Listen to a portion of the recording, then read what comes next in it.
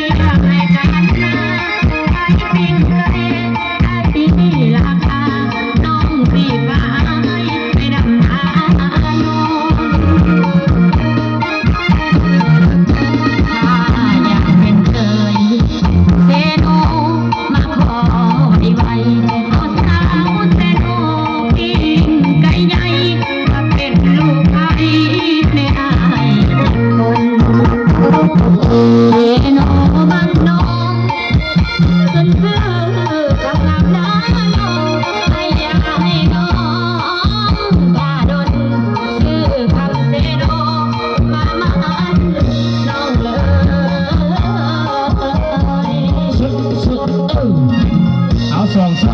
ซ้อนเด้อพี่น้องเด้อเกิดเข้ามาแล้วแห่งมวลแห่งมันพี่น้อง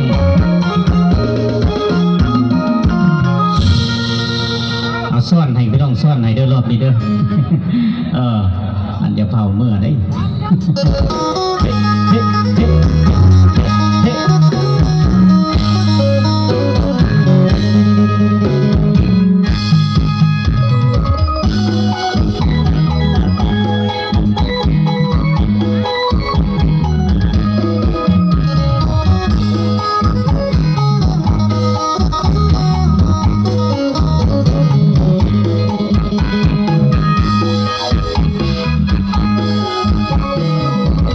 น้องอยู่ฝั่งซ้า